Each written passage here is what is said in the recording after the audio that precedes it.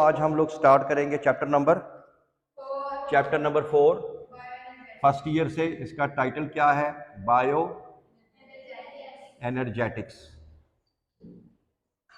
Bio energetics जो ये आपका टॉपिक है, ये बहुत ही इंपॉर्टेंट टॉपिक है। क्यों? इसमें से लॉन्ग क्वेश्चन लाजमी आता है। ठीक है, बायो एनर्जेटिक्स क्या होता है? सबसे पहले किसी भी चैप्टर को स्टार्ट करने से पहले दो चीज़ों को लाजमी देख लिया करें कि कहना क्या चाहता है। बायो का मतलब क्या होता है? लाइफ। और एनर्जेटिक्स का मतलब क्या है? एनर्जी। यानी इस पूरे चैप्टर का या इस पूरी ब्रांच का ताल्लुक है जिंदा चीज़ों में एनर्जी के साथ। जिंदा चीज़ों में एनर्जी कैसे बनती है, ठीक है ना? तो इसकी डेफिनेशन बताने लगा हूं। तो इसकी डेफिनेशन क्या होगी? डेफिनेशन तो बायो एनर्जेटिक्स जो है वो होगा, इसकी डेफिनेशन कुछ यूं होगी: the quantitative study, the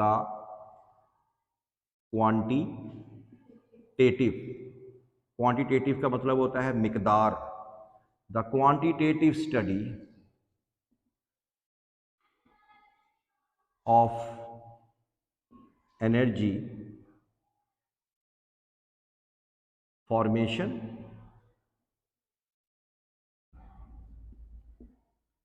end transformation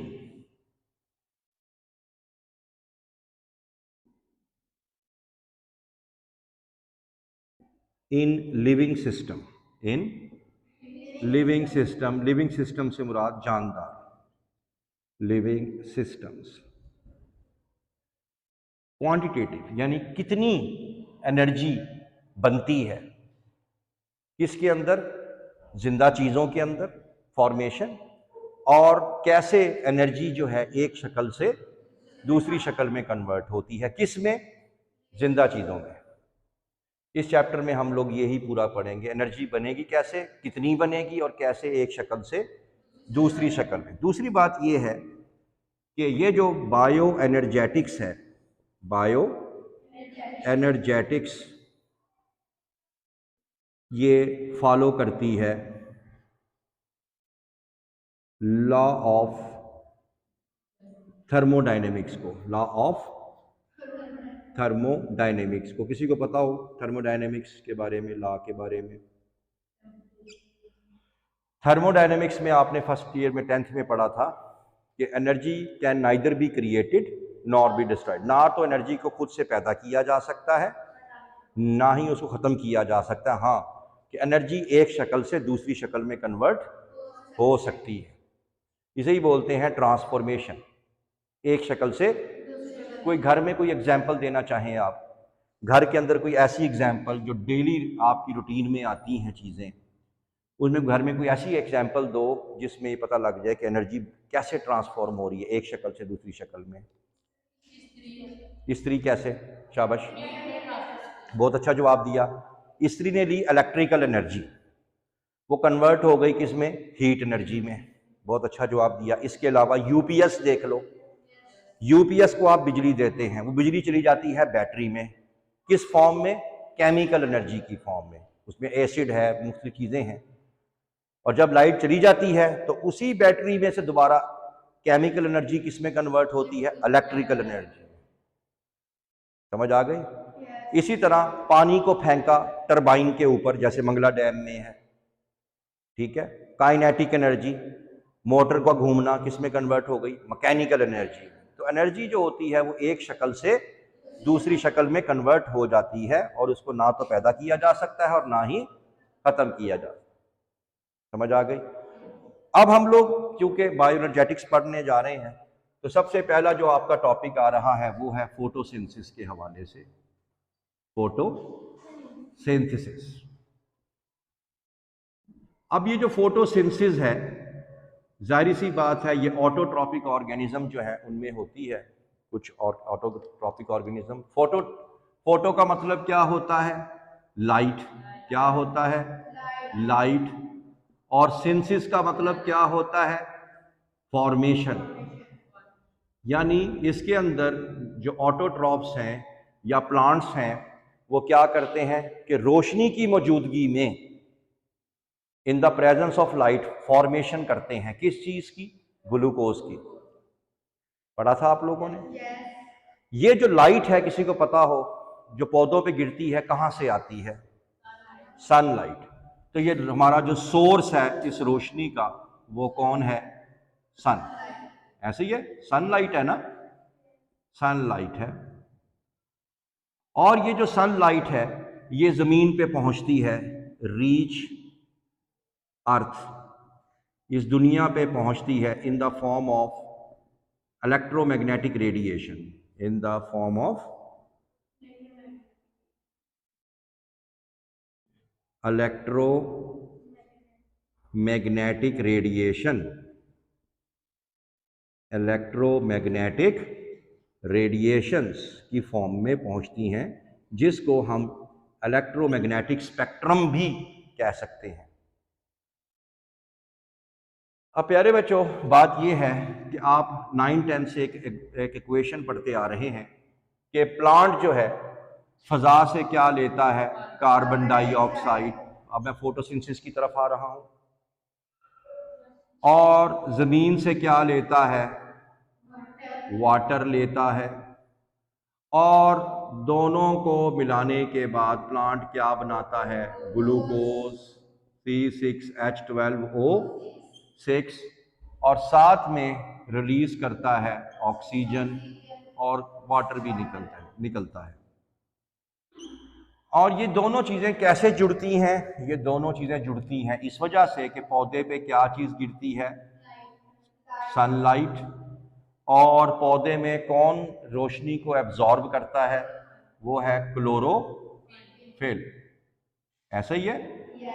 ये दोनों चीजें जुड़ी आपस में और ये बन गया। इस रिएक्शन को हम कहते हैं फोटोसिंथेसिस का रिएक्शन। उसमें देख लें ग्लूकोज बन गई है। अब प्यारे बच्चों, ये जो ग्लूकोज का बनना है या ये फोटोसिंथेसिस की जो रिएक्शन है, इसको आप लोग रिडॉक्स रिएक्शन भी बोलते हैं। कौन सा रिएक्शन? रिडॉक्स रिएक्शन भी बोलते हैं। किसी प्यारे बच्चे को पता हो रिडॉक्स रिएक्शन क्या होता है? ठीक है, और नाम पहली दफा सुना है? फिर रिडॉक्स रिएक्शन क्या होता है केमिस्ट्री में? ऑक्सीडेशन, रिडक्शन, दोनों। शाबाश, दोनों। ऐसा रिएक्शन जिसके अंदर दोनों ही काम हो रहे हों, यानी ऑक्सीडेशन रिएक्शन भी हो रहा हो और रिडक्शन भी हो रहा हो, ऑक्सीडेशन भी हो रहा हो और रिडक्शन भी हो, रिएक्शन भी हो रहा हो, उसको हम लोग क्या बोलेंगे? Redox reaction. दोनों को, ऑक्सीडेशन रिएक्शन भी और रिडक्शन रिएक्शन भी। ऐसे रिएक्शन को क्या बोलते हैं? रिडॉक्स। ये एक रिडॉक्स रिएक्शन है क्योंकि इस रिएक्शन में ऑक्सीडेशन रिएक्शन भी हो रहा है, रिडक्शन रिएक्शन भी हो रहा है। क्या होती है प्यारे बच्चों? ऑक्सीडेशन। शाबाश, हाँ हाँ बोलो। ये लफ्ज़ पहली दफ़ा सुना है या पहले भी कभी ज़िंदगी में सुना था? कहाँ सुना था? क्या बात है, हाँ जी। यानी हाइड्रोजन का निकल जाना, हाइड्रोजन का किसी मॉलिक्यूल से माइनस हो जाना, निकल जाना, वो क्या होगा? ऑक्सीडेशन। इसके अलावा अच्छा जी, तो इसका उलट क्या हुआ? हाइड्रोजन का किसी मॉलिक्यूल में ऐड हो जाना, वो क्या हो जाएगा? रिडक्शन। इसके अलावा रिमूवल ऑफ इलेक्ट्रॉन, इलेक्ट्रॉन का निकल जाना, माइनस लिख रहा हूं, समझ जाना खुद ही, निकलना। और इसका ऑपोजिट क्या होगा? इलेक्ट्रॉन का ऐड होना।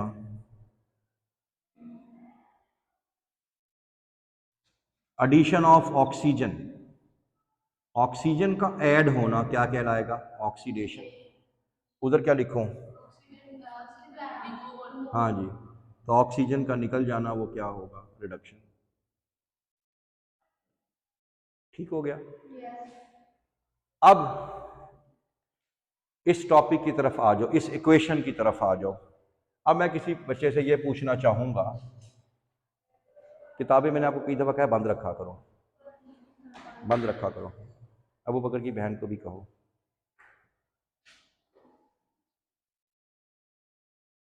ये कौन सा रिएक्शन है?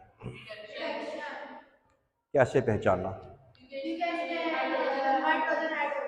क्या बात है, क्या बात है। तो भाई ये हो गया रिडक्शन। कौन सा रिएक्शन हो गया? Reduction reaction. उसकी वजह कि यहाँ कार्बन डाइऑक्साइड थी, यहाँ पे कार्बन डाइऑक्साइड में क्या चीज़ आ गई? हाइड्रोजन आ गई। हाइड्रोजन ऐड हो गया। तो मैंने तो भी बताया कि अगर हाइड्रोजन ऐड हो जाए तो वो क्या हो गया? रिडक्शन हो गया। सही है। अब मैं ये पूछना चाहूँगा कि ये कौन सा रिएक्शन है? वो तो ठीक हो गया। कैसे?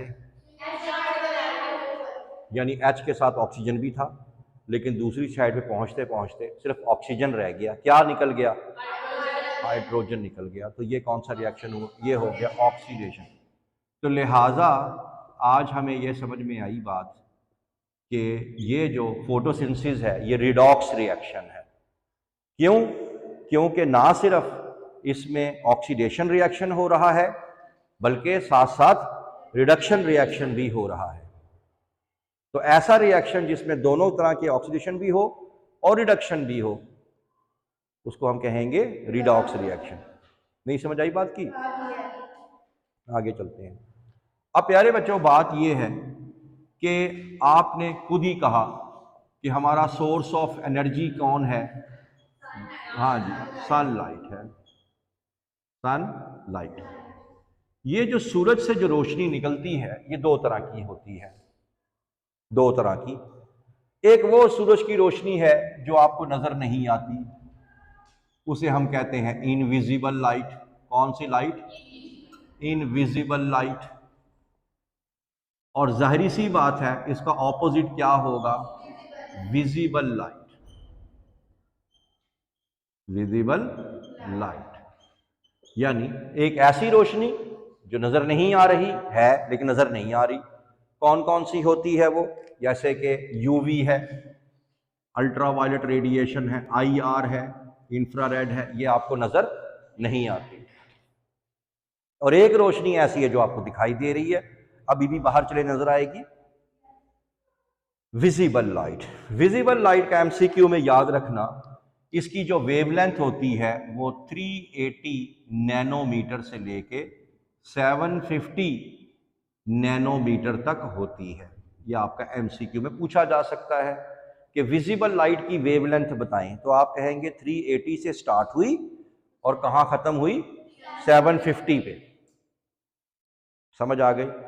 और ये भी याद रखना कि हमारे लिए यानी पौधे के लिए यानी फोटोसिंथेसिस के लिए जो रोशनी इंपॉर्टेंट है वो यही लाइट है जिसका नाम है विजिबल लाइट। तो फोटोसिंथेसिस में ये लाइट बहुत अच्छे से इस्तेमाल होती है और इसी रोशनी को प्लांट यूज करता है ग्लूकोज बनाने के लिए। ठीक है। लेकिन अगला क्वेश्चन साइंसदानों के सामने ये आ गया कि ये जो विजिबल लाइट है बेशक जरूरी है, लेकिन इसका कोई बच्चा कलर बता सकता है विजिबल लाइट का? ये जो रोशनी बाहर है इस टाइम, इसका कलर नहीं बता सकते? क्यों नहीं है कलर? क्या कलर है? वाइट कलर है, सबको पता है। विजिबल लाइट का कलर क्या है? वाइट कलर है। ऐसे ही है ना? और आपने ये भी पता है कि वाइट कलर कैसे बनता है, कितने कलर्स के मिलने से बनता है? शाबाश, हाँ, 7 कलर से मिलके बनता है। 7 रंगों को जोड़ें तो कौन सा कलर बनेगा? वाइट बनेगा। तो इसका मतलब है वाइट कलर में कितने कलर्स होंगे? 7 कलर्स होते हैं। ये 7 कलर्स को अगर आप जोड़ते हैं, रेड, ब्लू, ग्रीन, वायलेट वगैरह, तो इनको जोड़ते हैं तो कौन सा कलर बनता है? वाइट। अब साइंसदानों ने यह सोचा कि 7 कलर्स में से पहले क्या देखा कि फोटोसिंथेसिस के लिए कौन सा कलर जरूरी है, इनविजिबल लाइट या विजिबल? तो कहां पे गए? विजिबल पे गए। फिर अगला क्वेश्चन ये आ गया कि व्हाइट लाइट में कितने कलर्स हैं? 7। इनमें से कौन सा ज्यादा जरूरी है?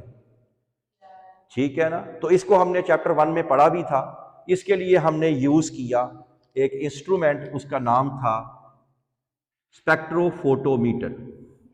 स्पेक्ट्रोफोटोमीटर। स्पेक्ट्रोफोटोमीटर जो है, इसको लिया गया, हमने चैप्टर 1 में भी पढ़ा था, कोई बात नहीं, भूल गया तो अभी रिवीजन हो जाएगी। हमने क्या किया था? हमने एक टेस्ट ट्यूब ली थी शीशे की। इस शीशे की टेस्ट ट्यूब में एथेनॉल डाल दिया था, ऑर्गेनिक सॉल्वेंट, और पत्ते तोड़ के डाल दिए थे, याद है? तो इसमें डाल दिए हमने पत्ते, ताकि क्लोरोफिल जो है इस ऑर्गेनिक सॉल्वेंट में अच्छे से क्या हो जाए, हल हो जाए। ठीक है। फिर हमने वाइट लाइट यानी सूरज की रोशनी दी थी। सूरज की रोशनी जब दी थी हमने इक्वल इंटेंसिटी, जिसमें 3 बेसिक कलर्स कौन कौन से थे? रेड, हाँ जी, रेड ब्लू और तीसरा कौन सा था? ग्रीन। ठीक हो गया। और ये कलर जो हैं, दूसरी तरफ से भी कुछ कलर क्या हुए? अपीयर हुए। क्या हुए? अपीयर, यानी इसमें से गुजर के दूसरी तरफ से बाहर निकल आए। पहले शुरू में भी बताया था, दोबारा पूछ लेता हूं, कौन सा कलर ज्यादा एब्जॉर्ब हुआ? रेड। जो कलर एब्जॉर्ब हो गया, पौधे को बहुत पसंद आया, क्लोरोफिल को बहुत पसंद आया, वो उसने अपने पास ही रख लिया और दूसरी तरफ से बाहर वो नहीं निकला। जो सेकंड नंबर पे पसंद आया वो ब्लू था, और जो बहुत कम पसंद किया पौधे ने वो ग्रीन था। लेकिन ये तो हम व्हाइट बोर्ड पे देख रहे हैं, हकीकत में हम इसके लिए इंस्ट्रूमेंट, आपको याद होगा हम क्या रखते हैं यहाँ पे? डिटेक्टर। क्या रखते हैं? डिटेक्टर। और डिटेक्टर जुड़ा होता है मॉनिटर से। किससे जुड़ा होता है? मॉनिटर से। Monitor TV.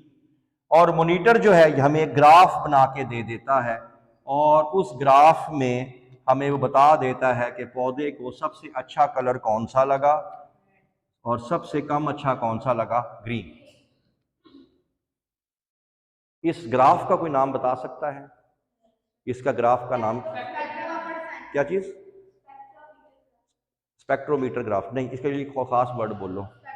इसका नाम था एब्जॉर्प्शन स्पेक्ट्रम। एब्जॉर्प्शन, जज़ब का, कौन सा कलर ज्यादा जज़ब किया और कौन सा कलर कम जज़ब किया, तो इसका नाम था एब्जॉर्प्शन स्पेक्ट्रम। स्पेक्ट्रम मैंने ग्राफ, एब्जॉर्प्शन स्पेक्ट्रम। तो प्यारे बच्चों, बात ये है कि समझ में ये आई कि पौधा जो है सबसे ज्यादा जो कलर पसंद करता है वो करता है रेड।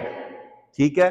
दूसरे नंबर पे ब्लू, और सबसे कम, अगर मैं कहूं कि पौधा सबसे ज्यादा फोटोसिंथेसिस किस कलर में करता है, ठीक है, रेड में ही करेगा, क्योंकि जाहिर सी बात है उसको रोका इस वजह से है, कोई किसी को नहीं रोकता जब तक कोई मतलब ना हो। रेड को रोका ही उसने इस वजह से था कि उससे काम था। कहां काम था? फोटोसिंथेसिस करने में।